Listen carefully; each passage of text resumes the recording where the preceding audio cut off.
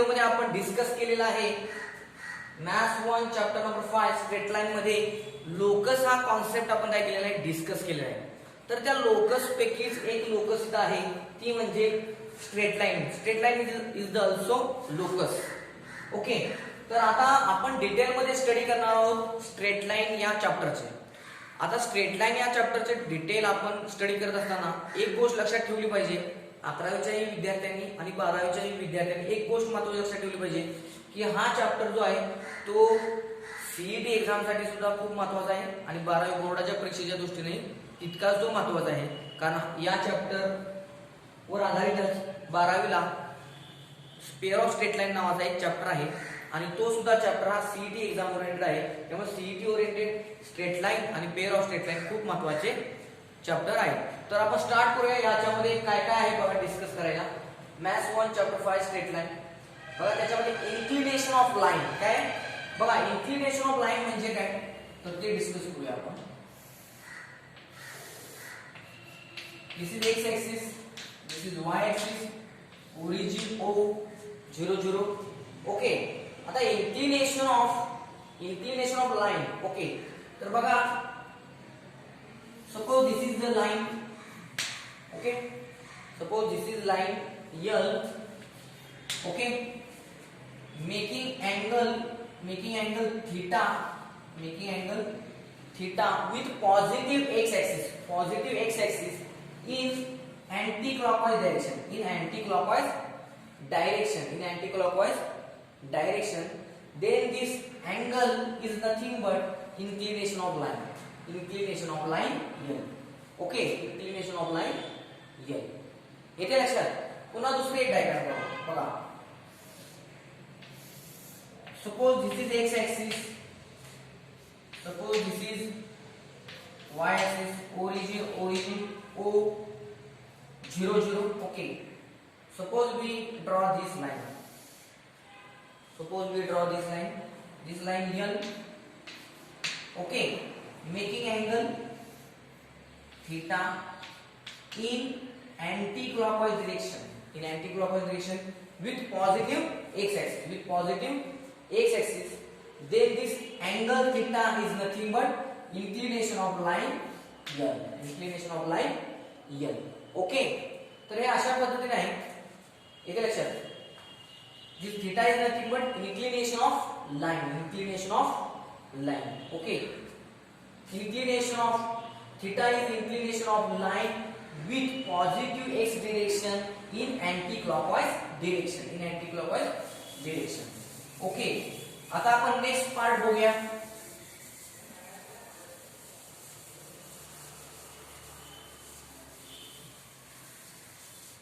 बघा, आता for example एक एक्झाम्पल घेऊया. इंक्लिनेशन ऑफ लाइन मध्ये एक एक्झाम्पल सिंपल घेऊया. Suppose this is x axis, this is y axis, this is origin O. Okay, and suppose this line making angle 45 degree in anti-clockwise direction with x axis, with positive x axis. This line, suppose this line M making angle 45 degree in anti-clockwise direction with positive x axis. Then this theta 45 degree is nothing but inclination of our line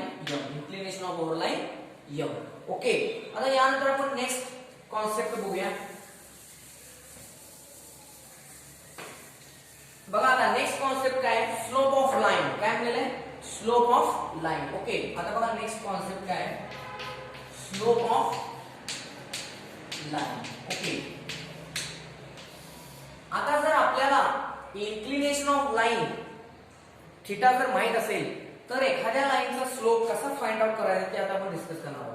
तो suppose let theta be the inclination of line, then its slope is given by m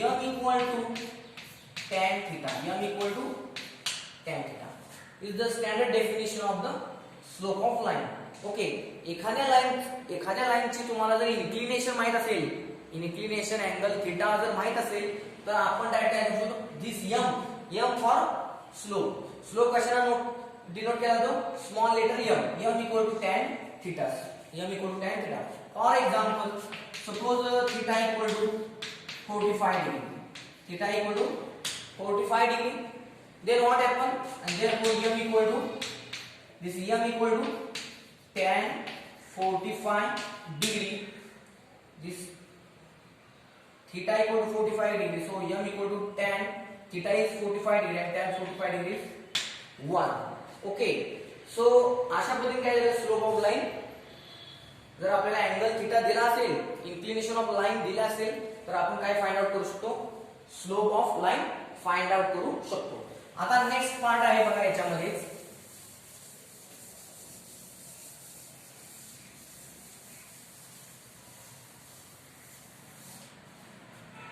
बघा आता याच्यामध्ये काय आहे, next part आहे slope of line passing through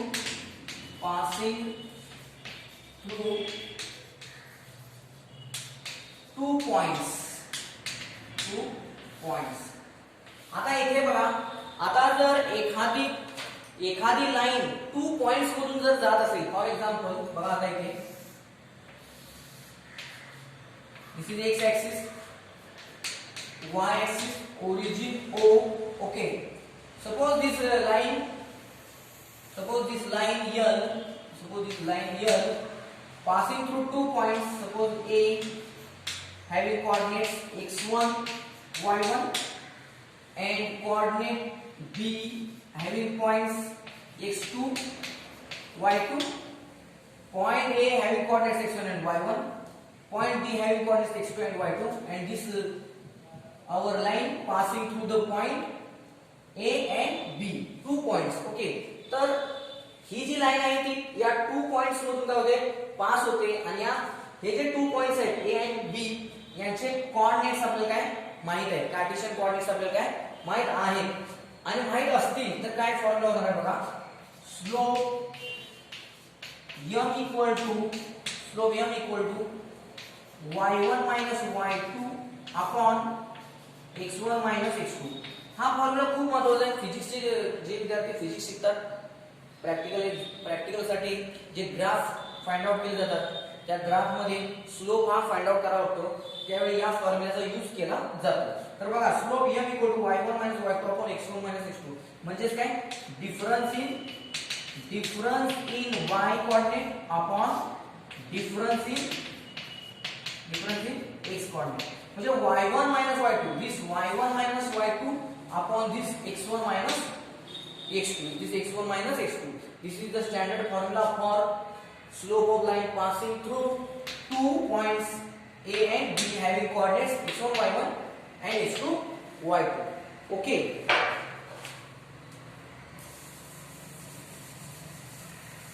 आता बघा याच्यामध्ये रिमार्क आहे,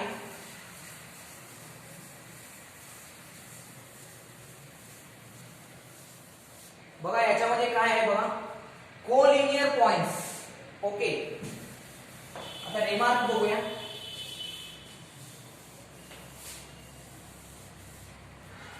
बघा आता याच्यामध्ये रिमार्क आहे. व्हॉट आर रिमार्क्स, बघा फर्स्ट रिमार्क आहे कोलिनियर पॉइंट्स. फर्स्ट रिमार्क आहे कोलिनियर पॉइंट्स. ऍक्च्युअली हे ऍप्लिकेशन्स आहेत, जे स्लोप ऑफ लाईन आहे, हा जो कॉन्सेप्ट आहे स्लोप ऑफ लाईन, याचे काय आहे तिथे ऍप्लिकेशन्स आहेत. काय आहेत ऍप्लिकेशन्स, ते कोणते ऍप्लिकेशन्स आहेत, ते म्हणजे 3 ऍप्लिकेशन्स थोडक्यात लिहिलेले आहेत ऍज ए रिमार्क. तो फर्स्ट काय, कोलिनियर पॉइंट्स. आता 3 points A B C, suppose 3 points A B C are collinear if slope of AB equal to slope of BC. Okay, बघा पुन्हा एकदा, suppose this is the line suppose this is the point A, suppose this is the point B, here is the point C. Okay, तर हे 3 points A B C हे 3 points collinear केव्हा असतील? If केव्हा असतील? If the slope of AB, slope of this part AB, slope of this line AB equal to slope of this line BC, slope of line this BC. Okay, तर याचे A B C चे already coordinates दिलेले असणार आहेत आणि आपण फक्त काय फाइंड आउट करायचं आहे? स्लोप ऑफ AB आणि स्लोप ऑफ BC हे जर इक्वल असतील तर हे जे 3 पॉइंट्स आहेत A B C हे काय असणार आहेत? कोलिनियर पॉइंट्स होणार आहेत. ओके, आता नेक्स्ट पॉइंट बघूया. नेक्स्ट पॉइंट आहे parallel lines.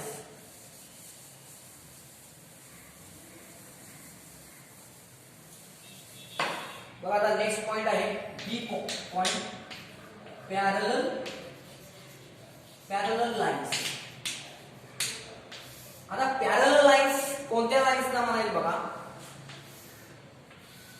Suppose this is x axis, this is y axis, origin O. So suppose this is the parallel lines, line L, line M. Okay, and this is the angle theta, this is also angle theta. Okay, तर आता इथे बघा हे जे दोन lines आहेत line L आणि line M या दोन्ही लाईन पॅरलल केव्हा असतील? इफ केव्हा असते? If slope m1 equal to slope m2. म्हणजे काय? Suppose m1 is the slope of line L and m2 is the slope of line M. Okay, so this is m1 is the slope of this line L, m2 is the slope of this line M. And if slope m1 equal to slope of line L equal to slope of line M, then these two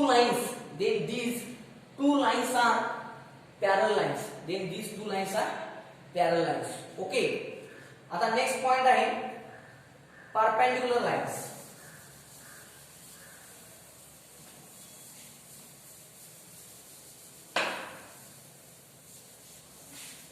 आता बघा इथे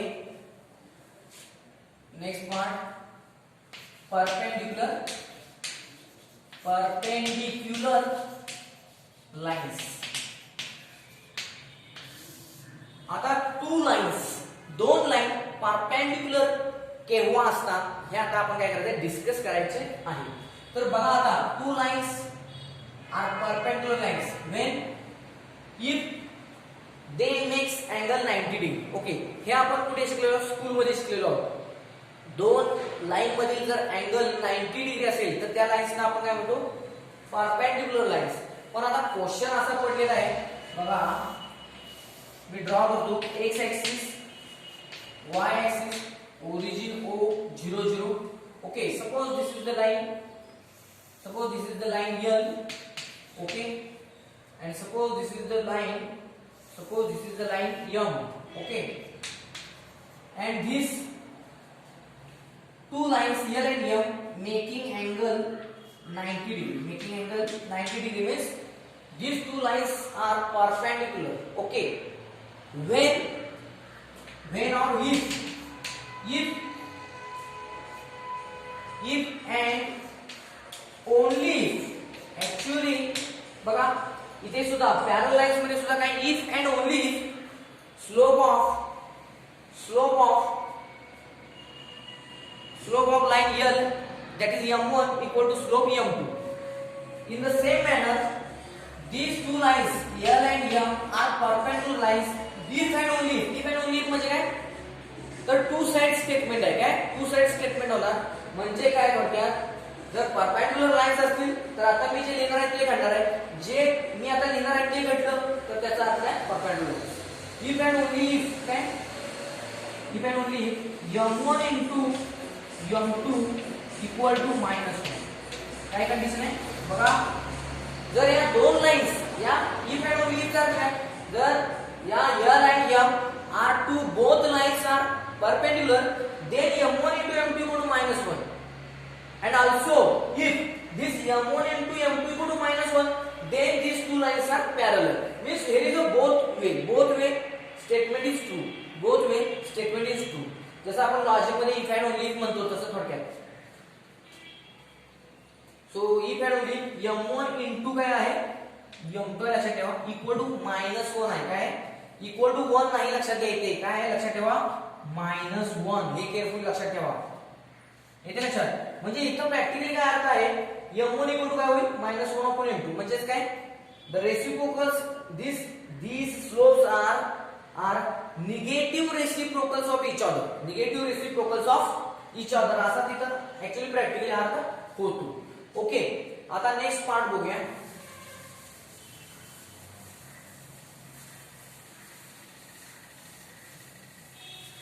बघा आता next part काय आहे intercepts. काय आहे intercepts. Okay, तर बघा याच्यामध्ये काय आहे इंटरसेप्ट्स. ओके, आता इंटरसेप्ट्स मध्ये काय येतं बघा. इंटरसेप्ट्स मध्ये येतं फर्स्ट एक्स इंटरसेप्ट. काय आहे का एक्स इंटरसेप्ट. ओके, इंटरसेप्ट मध्ये काय येणार बघा एक्स इंटरसेप्ट. ओके, आता एक्स इंटरसेप्ट म्हणजे काय आणि दुसरा आहे पार्ट तो म्हणजे वाय इंटरसेप्ट. Y intercept. ओके, आता एक्स इंटरसेप्ट आणि वाय इंटरसेप्ट असे दोन इंटरसेप्ट असतात. तर बघूया ते काय आहे. This is x axis, this is y axis, origin O00. Okay, आता समजा ही लाईन एल अशी आहे लाईन एल. ओके, आता ही जी लाईन एल आहे ती बघा एक्स ऍक्सिसला इंटरसेक्ट कुठे झालेली आहे या पॉइंटला झालेली आहे. कोणत्या पॉइंटला या पॉइंटला. हे ए डिस्टन्स आहे सपोज. मग याचे कोऑर्डिनेट्स काय होतील सपोज ते पॉइंट हा ए आहे पॉइंट ए. याचे कोऑर्डिनेट्स काय होतील एक्स कोऑर्डिनेट काय होईल हे डिस्टन्स म्हणजे एक्स कोऑर्डिनेट म्हणजे ए डिस्टन्स आहे ए. ओके, आणि वाय कोऑर्डिनेट काय होईल आता हा जो पॉइंट आहे पॉइंट ए हा कुठे आहे एक्स ऍक्सिस वर आहे. त्यामुळे वाय कोऑर्डिनेट काय असणार आहे 0. Y coordinate is 0. सेम तसंच बघा इथे सपोज दिस इज पॉइंट बी. याचे कोऑर्डिनेट्स काय होतील समजा हे डिस्टन्स जे आहे हा जो पॉइंट बी आहे हा वाय ऍक्सिस वर काय आलेला आहे इंटरसेक्ट. इंटरसेक्ट म्हणजे काय इंटरसेक्ट म्हणजे काय थोडक्यात सपोज हा पॉइंट ए आहे हा एक्स ऍक्सिस वर आहे पण हा या लाईन वरचाच पॉइंट आहे. या लाईन वरच्या या लाईनने काय केलेलं आहे या पॉइंट ए मध्ये या एक्स ऍक्सिसचे इंटरसेक्ट म्हणजे इंटरसेक्ट झालेला आहे. हा पॉइंट ए काय झालेला आहे इंटरसेक्ट झालेला आहे एक्स ऍक्सिस मध्ये लाईनचा हा पॉइंट. त्यामुळे याचे दोन भाग झालेले आहेत. दोन भाग किंवा इंटरसेक्ट झालेला आहे. इथे पॉइंट ऑफ इंटरसेक्शन तयार झालेला आहे. त्यामुळे याला काय म्हणतात या डिस्टन्सला काय म्हणतात इंटरसेक्ट. एक्स इंटरसेक्ट म्हणतात. काय म्हणतात एक्स इंटरसेक्ट. तसंच सेम हे जे डिस्टन्स आहे हा जो पॉइंट बी आहे लाईन वरचा तोच पॉइंट या वाय ऍक्सिसला काय करतो इथं इंटरसेक्ट करतो. इथं काय करतो इंटरसेक्ट करतो आणि हे एक डिस्टन्स फ्रॉम ओरिजिन ओ हे जे डिस्टन्स तयार होतो बी ते बी डिस्टन्स म्हणजे कोणता कोऑर्डिनेट आहे वाय कोऑर्डिनेट. वाय कोऑर्डिनेट बी आणि एक्स कोऑर्डिनेट आहे ना 0. एक्स कोऑर्डिनेट काय होणार 0. आणि देयरफॉर हे this distance A, this distance B is nothing but x intercept and y intercept respectively, and therefore x intercept equal to A, y intercept equal to B. Okay, हे जे distance तयार झालेले आहे ही जी लाईन आहे point A जो आहे तो एक्स ऍक्सिस वर इंटरसेक्ट झालेला आहे आणि त्यामुळे जे ओरिजिन पासून या पॉइंट पर्यंत जे डिस्टन्स तयार झालेला आहे या लाईनच्या इंटरसेक्शन मुळे एक्स ऍक्सिस मध्ये इंटरसेक्ट झाल्यामुळे ही लाईन एक्स ऍक्सिस मध्ये इंटरसेक्ट झाल्यामुळे जे डिस्टन्स तयार झालेले आहे a distance this is nothing but x intersect. Okay, आणि ही जी लाईन आहे लाईन ही वाय ऍक्सिस मध्ये पॉइंट बी च्या इथे इंटरसेक्ट झालेली आहे. त्यामुळे जे डिस्टन्स तयार झालेले आहे हे जे फ्रॉम ओरिजिन ते जे डिस्टन्स आहे that's nothing but Y intercept equal to B. Okay, I think तुम्हाला हे समजलं असेल. ओके, आता इथे बघा इथे काय होणार आहे बघा आता suppose line parallel to y axis, line parallel to y axis, suppose remark बघा, line parallel to y axis has no y intercept and line parallel to x axis, line parallel to x axis, ही जी line आहे x axis ला parallel आहे, so line parallel to x axis has no x intercept, line parallel to this y axis has no y intercept, इथे लक्षात, ही जी line आहे ती x axis ला पॅरलल आहे and so this line has no x intercept, ही line जी आहे आपण ड्रॉ केलेली आहे, ही जी लाइन आहे ही y axis ला पॅरलल आहे and so that this line parallel to y axis has no y intercept, okay. तर हा खूप महत्त्वाचा रिमार्क आहे, ओके. आता नेक्स्ट पार्ट करूया डिस्कस. नेक्स्ट पार्ट आहे अँगल बिटवीन टू लाइन्स. बघा आता अँगल बिटवीन टू लाइन्स. आता अँगल बिटवीन टू लाइन्स पुन्हा एकदा मी ड्रॉ करतो. Suppose this is x axis, this is Y axis, origin O 0 0, okay. तर आता इथे बघा, suppose this is one line, suppose another line, this is line L, this is line L, this is line M. This line L having slope M1, this line M having slope M2, okay, intersecting at this point and having angle theta, acute angle theta. लक्षात घ्या, line L having slope M1, line M having slope M2 and intersecting at this point, suppose this point P, and making angle theta at the point of intersection. Then this acute angle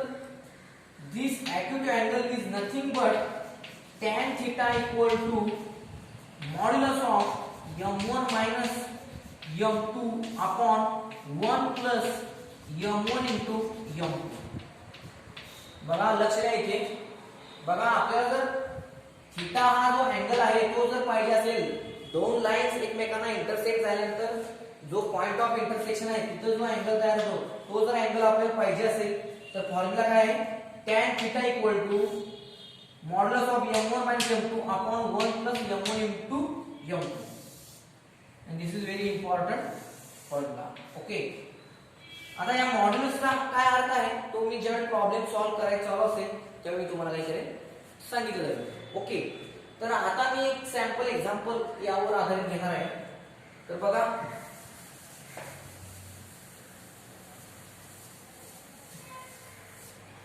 बघा याच्यामध्ये एक sample example घेतो ज्यामुळे हा point तुम्हाला clear होईल.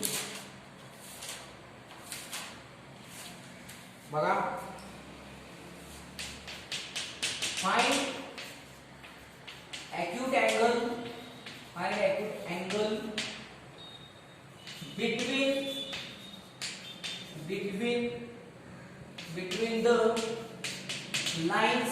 between the lines having slopes -1/3 and -2. Very interesting question. बघा, find the acute angle between the lines having slopes -1/3 and -2. Okay. So already slopes are given. काय slopes दिलेले आहेत? -1/3 and -2. Okay. दोन लाइन्स आहेत. त्या दोन लाइन्स मधील आपल्याला काय करायचं आहे? acute angle फाइंड आउट करायचा आहे आणि त्यांचे आपल्याला काय दिले आहेत? स्लोप्स दिलेले आहेत -1/3 and -2. तर हे जे स्लोप्स आहेत त्यांना आपण काय म्हणूया? Let slopes m1 equal to -1/3 and m2 equal to -2. Okay. आता इथे काय होणार आहे बघा, acute angle म्हणजे काय? So we know that formula tan theta equal to modulus of m1 minus m2 upon 1 plus m1 into m1 into m2.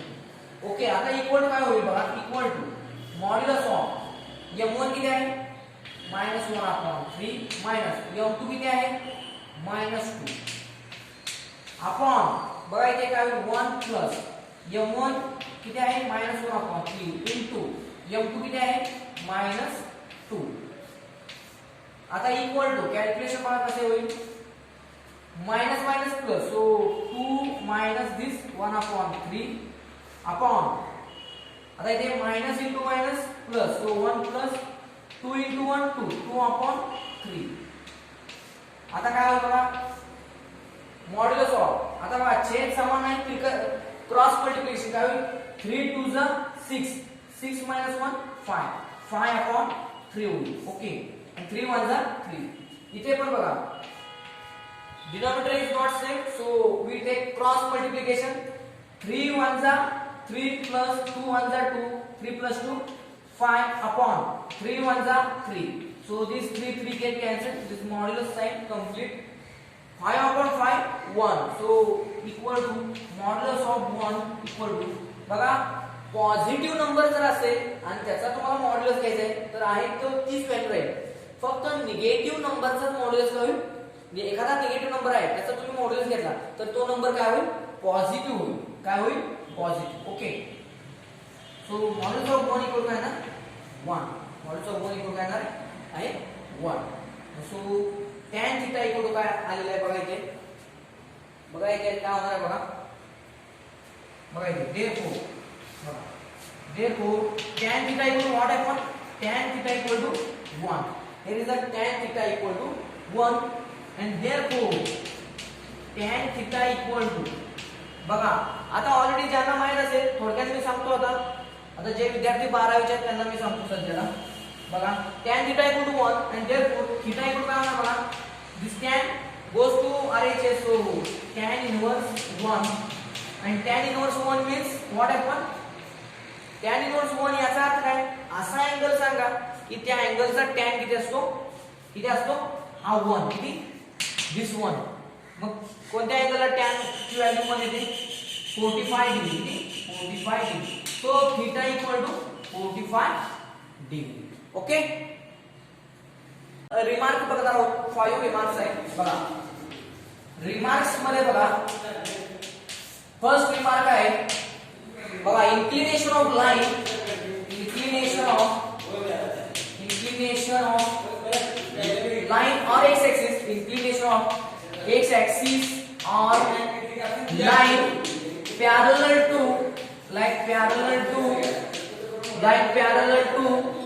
x-axis is 0.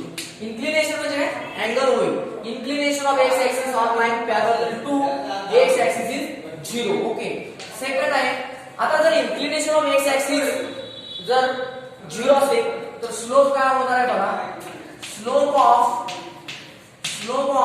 x-axis or line parallel to x-axis or काय slope of x-axis or line parallel to, जर एखादी line parallel असेल X axis ला आणि त्याचा जर slope तुम्हाला पाहिजे असेल, स्लोप ऑफ एक्स ऍक्सिस और slope of line parallel to X axis is 0 is क्या होणार आहे 0 होणार आहे. ते लक्षात तुमच्या स्लोप ऑफ एक्स ऍक्सिस और slope of line parallel to x axis. Okay, आता third slope of y axis or slope of line parallel to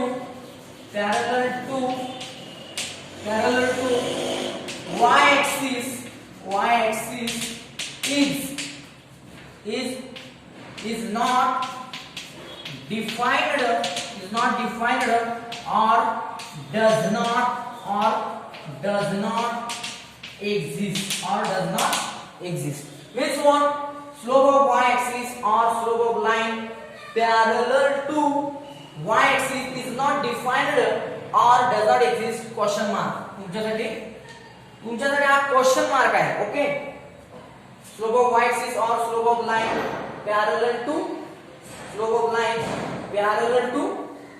y-axis is not defined or does not exist. This is the question mark for you. Okay. Next, fourth, slope of line bisecting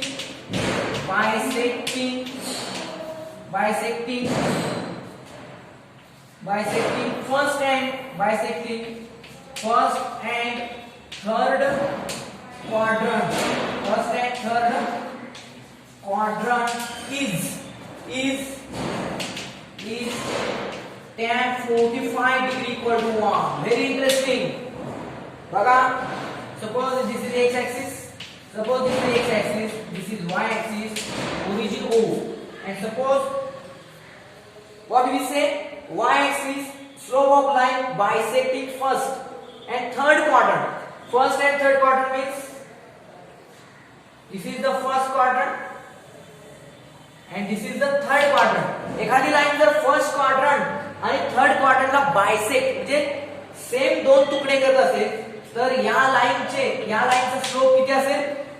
tan 45 degree equal to 1 because this line makes angle 45 degree with x-axis. Okay. Similarly, बघा, suppose y-axis, suppose slope of line bisecting second and fourth quadrant is काय होईल? Suppose line bisecting this is the second quadrant and fourth quadrant. Then what happen? मग आपण काय म्हणू शकतो? What is the slope of that line? तर इथे काय होणार? हा अँगल किती होईल? 135 degree with x-axis. मग त्यावेळेस आपण slope of line bisecting second and fourth quadrant is tan 135 degree and that's equal to -1. That's equal to -1. आणि त्यामुळे लक्षात घ्या, this is the line actually आपण जेव्हा डिटेल मध्ये शिकू तेव्हा ह्या लाईनचं नेचर असणार आहे y इक्वल टू x, ही लाईन असणार आहे आणि ही लाईन असणार आहे y equal to -x. Okay. तर जेव्हा आपण डिटेल मध्ये शिकू याची थेरी त्यावेळी तुम्हाला एक असे इक्वेशन येतात y इक्वल टू x का आलं, y इक्वल टू -x का आलं ते तुम्हाला काय होईल समजेल. ओके. तर slope of line bisecting second and fourth quadrant is tan 135 degree equal to -1. Okay. तर अशा पद्धतीने एक्सरसाइज साठी पुढील जो एक्सरसाइज आहे त्याच्यासाठी जी बेसिक थेरी लागते ती मी काय केली आहे, कंप्लीट केलेली